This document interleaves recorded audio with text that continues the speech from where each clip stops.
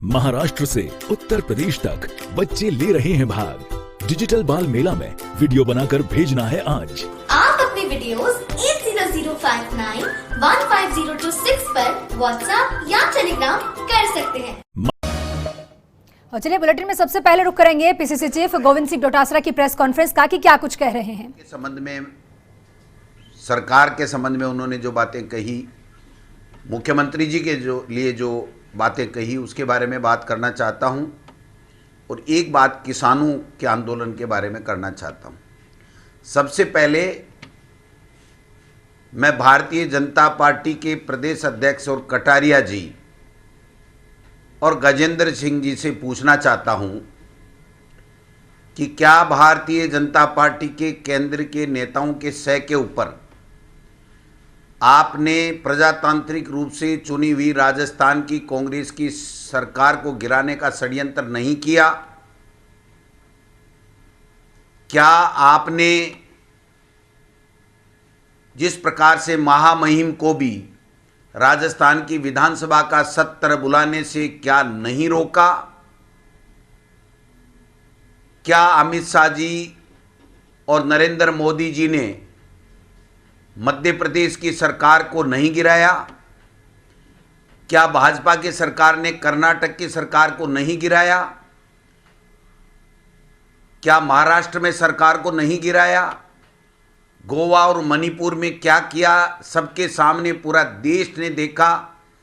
और राजस्थान में जिस प्रकार से सरकार गिराने का भारतीय जनता पार्टी के केंद्र और राज्य के नेताओं ने घिनौने कृत्य किया, वो राजस्थान नहीं बल्कि हिंदुस्तान की जनता ने देखा। वो बहादुर राजस्थान की जनता एक एक मिनट पर ये पूछ रही थी कि ये हमारी बनाई हुई सरकार को भारतीय जनता पार्टी के नेता क्यों गिराना चाहते हैं। मैं पूछना चाहता हूं उन नेताओं से कि क्या गजेंद्र सिंह जी का ऑडियो गलत है? क्या उन्होंने प्रलोभन हमारे विधायक को देने का प्रयास नहीं किया? क्या कटारिया जी ने और राजेंद्र जी राठौड़ और सतीश पूनिया जी ने पहले सरकार के खिलाफ अविश्वास लाने का प्रस्ताव नहीं निर्णय लिया? क्या दूसरे दिन उस अपनी बात से विड्रॉ नहीं हुए? क्या उनको डिवीजन मांगना चाहिए था, काउंटिंग करवानी चाहिए थी? क्या उन्होंने करवाई वो काउंटिंग? जिस प्रकार का खेल भारतीय जनता पार्टी के केंद्र के नेताओं और राज्य के नेताओं के द्वारा किया गया, भारतीय जनता पार्टी के नेताओं के द्वारा, ये पूरा देश जानता है। पैसे का षड्यंत्र चला, खरीदने की कोशिशें हुई, लेकिन हमारे कांग्रेस पार्टी के माननीय विधायक डटे रहे और ये लोग अपने कुप्रयास उनके सफल नहीं हो पाए। मैं कहना चाहता हूं कि सतीश पूनिया जी और गजेंद्र सिंह जी, क्या इन्होंने नहीं कहा उस वक्त कि राजस्थान की सरकार अल्पमत में आ गई है, इसको जाना पड़ेगा? क्या 10 दिन पहले, 5 दिन पहले गुलाब चंद कटारिया जी ने ये नहीं कहा कि ये सरकार 6 महीने की मेहमान है? माननीय मुख्यमंत्री जी को इनके द्वारा, इनके नेताओं के द्वारा ये कहना कि ये बौखला गए हैं। मैं स्पष्ट करना चाहता हूं कि बौखला तो राजस्थान इकाई के भारतीय जनता पार्टी के नेता गए हैं, जिनसे अमित शाह और मोदी जी ये कह रहे हैं कि हमने जो धन तुमको दिया था वो धन कहां है, सरकार गिरी तो नहीं। और उस बौखलाहट में ये नेता ये कह रहे हैं कि अब सरकार गिर जाएगी।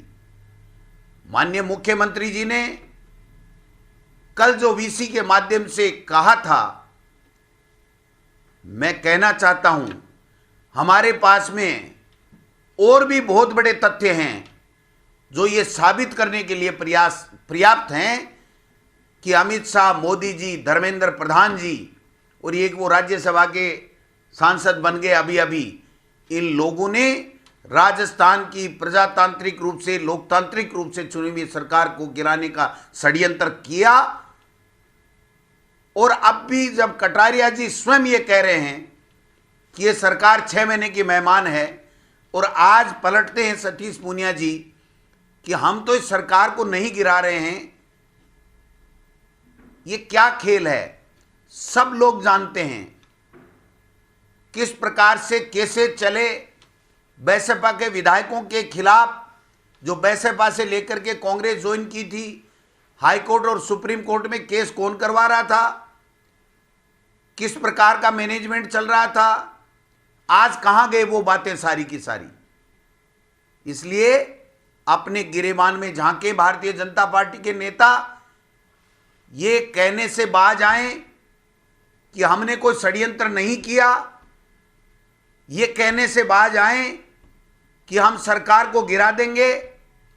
अगर अब भी समय है, नहीं समझे तो और भी बहुत ऐसे तथ्य मौजूद हैं जो ये साबित करने के लिए पर्याप्त हैं कि अमित शाह, मोदी जी, धर्मेंद्र प्रधान जी और भारतीय जनता पार्टी के यहाँ के लोकल इकाई के बड़े नेता शामिल होकर के सरकार को, चुनी हुई सरकार को गिराना चाहते थे।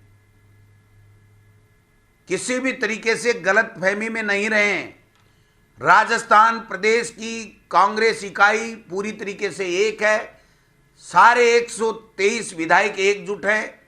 सोनिया गांधी और राहुल गांधी जी के नेतृत्व में प्रदेश की जनता ने खून पसीना एक करके, गाड़ी मेहनत करके और सरकार बनाई है। 5 साल के लिए सरकार बनाई है। ये सरकार 5 साल चलेगी और चलेगी नहीं, आपके चेहरे से बेनकाब उठा के रहेंगे। अभी तो ट्रेलर आया है, पिक्चर अभी बाकी है। आप ज्यादा उतावले होने की पूनिया जी और कटारिया साहब जरूरत नहीं है। आपके नेताओं के ऐसे ऐसे तथ्य हैं जो ये साबित करने के लिए पर्याप्त हैं कि राजस्थान में आपने मध्य प्रदेश, महाराष्ट्र, गोवा, मणिपुर, कर्नाटक की तरह लोकतांत्रिक रूप से चुनी हुई सरकार को गिराने का षड्यंत्र किया। और अब भी आपके समझ में नहीं आ रही है कि राजस्थान वो प्रदेश नहीं है जहां पर आप इस प्रकार का खेल खेल सकते हैं। इसलिए मैं कहना चाहता हूं कि ये जो ब्लैक पेपर ये बता रहे हैं और कह रहे हैं सी ग्रेड का इनका मंत्रिमंडल है, आपका अपना मंत्रिमंडल मुबारक हो जिसमें कालीचरण जी सराफ जैसे मंत्री मौजूद थे। मैं अन्य नेताओं का नाम नहीं लेना चाहूंगा। कई ऐसे मंत्री आए जिनके वीडियो किस प्रकार से बाजार में आए, अखबारों में छपे, क्या क्या खेल नहीं होता था भारतीय जनता पार्टी की सरकार के समय। हमसे मुंह मत खुलवाओ। आप विपक्ष की भूमिका में हो, आप विपक्ष की सशक्त भूमिका निभाओ। अगर हमारी सरकार कहीं कोई गलती कर रही है तो उसको बताने का आपका दायित्व है। अगर किसी योजना का लाभ जनता को नहीं मिल रहा है तो आप उसकी योजना का लाभ दिलाने के लिए सरकार को सावचेत करो। अगर हमसे कोई गलती हो रही है सरकार चलाने में तो आपका दायित्व है कि आप ये बताएं कि इस प्रकार से जनता को ज्यादा लाभ दिया जा सकता है। आप मुंगेरी लाल के हसीन सपने देखना छोड़िए। न 3 साल सरकार आपसे गिरेगी और न आने वाले 5 साल में आपकी सरकार आएगी, क्योंकि आपके यहां पर 6 मुख्यमंत्री के दावेदार बने बैठे हैं। नए नए ड्रेस, नए नए कपड़े सिला रखे हैं। कोई कहता है कौन बनेगा। आपके नेता प्रतिपक्ष और प्रदेश के अध्यक्ष जी बयान देते हैं, उसके ऊपर उपनेता बयान देते हैं। आप समझ सकते हैं कि आपके नेताओं की क्या स्थिति है, किस प्रकार से उन्होंने शासन किया, किस प्रकार से आज कहां है आपकी एकजुटता। जब राजस्थान की विधानसभा में सतीश पूनिया जी आप बोलते थे और आप बोल रहे थे, तब प्रमुख नेता बाहर क्यों चले गए? ये सब जनता देखती है यूट्यूब के ऊपर। दूसरा जो मुद्दा है वो किसानों का मुद्दा है। मोदी जी और अमित शाह से प्रदेश कांग्रेस कमेटी, कांग्रेस का कार्यकर्ता पूछना चाहता है कि मोदी जी, अमित शाह जी बताइए कि हिंदुस्तान के किस किसान संगठन ने, किस पॉलिटिकल पार्टी के नेता ने राज्यसभा में, लोकसभा में या किसी विधानसभा में कब मांग की कि ये 3 काले कानून किसानों के लिए आप लेकर के आइए। आप एमएसपी को खत्म करना चाहते हैं, आप कालाबाजारी को बढ़ाना चाहते हैं, आप मंडी व्यवस्था को खत्म करना चाहते हैं, आप कॉन्ट्रैक्ट फार्मिंग के द्वारा जो बड़े बड़े उद्योगपति मित्र हैं जिनसे आपने चंदा लेकर के चुनाव लड़ा है, उसको किसान की उपज के ऊपर डाका डलवाना चाहते हैं। राजस्थान में ऐसा नहीं होगा। हमारे मुख्यमंत्री जी ने तुरंत विधानसभा बुलाई, 3 कानून पारित किए और आप जो डाका डालना चाहते हैं किसान की उपज के ऊपर, या जमाखोरी कराना चाहते हैं, या मंडी व्यवस्था समाप्त करना चाहते हैं, वो नहीं हो। ये तीनों काले कानून से किसान का नुकसान हो, इस बात की व्यवस्था राजस्थान की विधानसभा में हमारी सरकार ने कर दी है।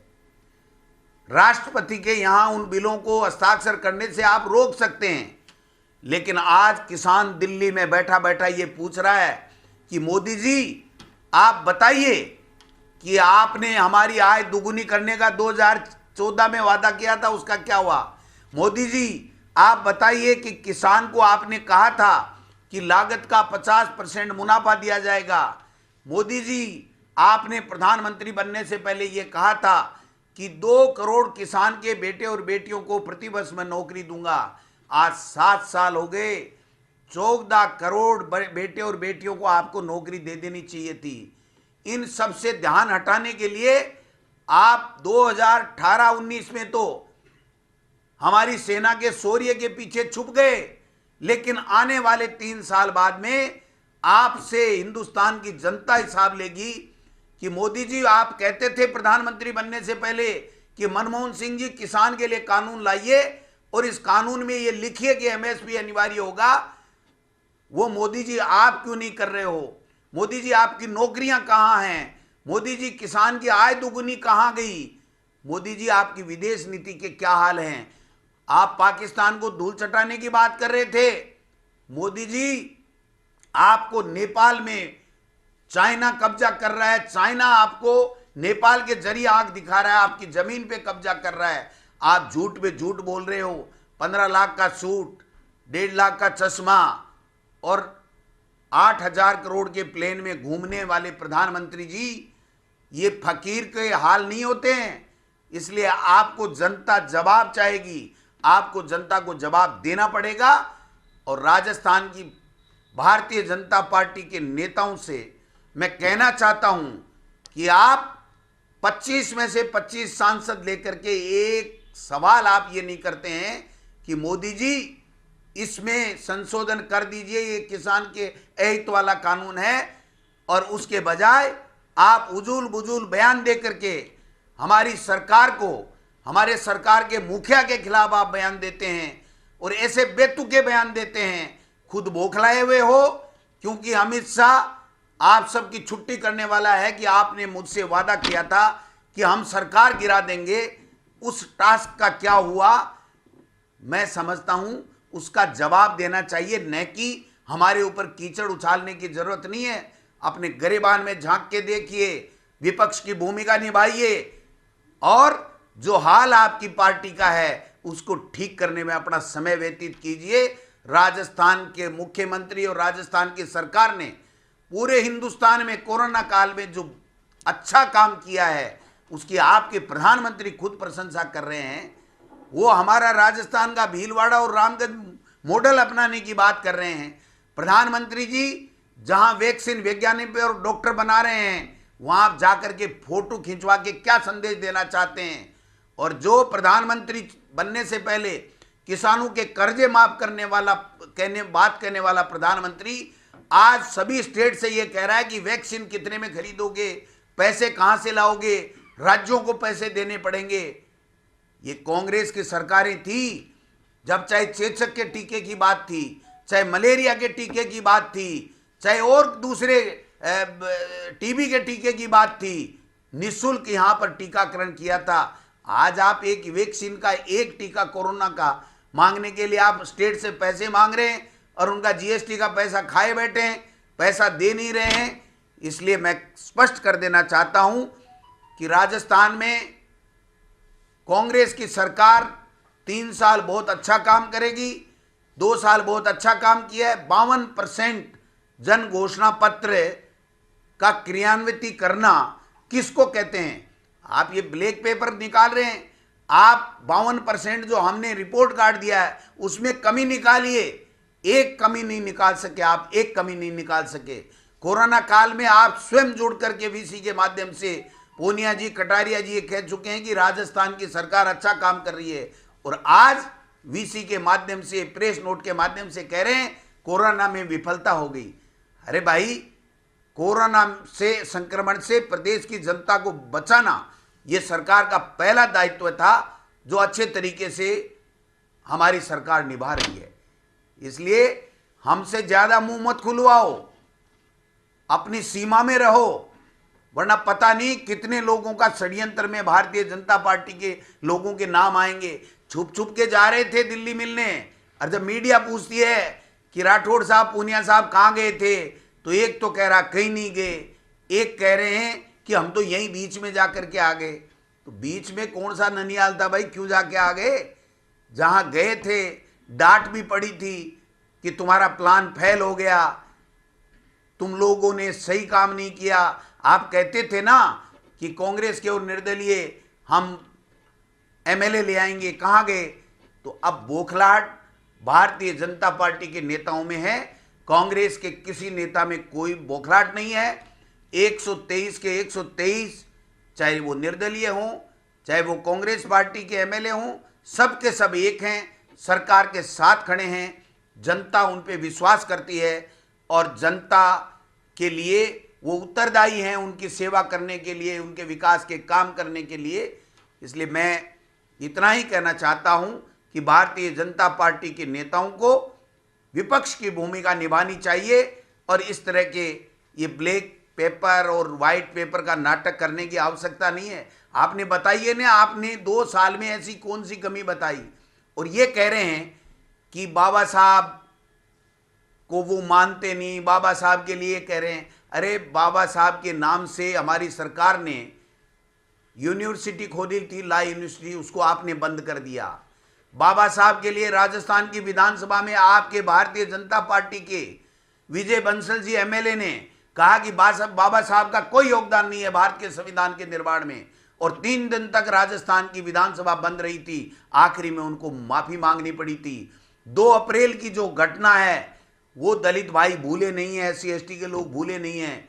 आपका जो चेहरा है वो दिखाने का कुछ है, अंदर से कुछ है, ये प्रदेश की जनता जानती है, सभी वर्गों के लोग जानते हैं। इसलिए मैं इतना ही कहना चाहूँगा कि न हमारे मुख्यमंत्री में बौखलाहट है, न हमारी पार्टी में कोई बौखलाहट है, न हमारे में कोई फ्रैक्शन है। भारतीय जनता पार्टी अपने आप को संभाल नहीं पाई है, और टुकड़ों में बटी हुई भारतीय जनता पार्टी, जिसका कोई अस्तित्व राजस्थान में अब नहीं रहा, वो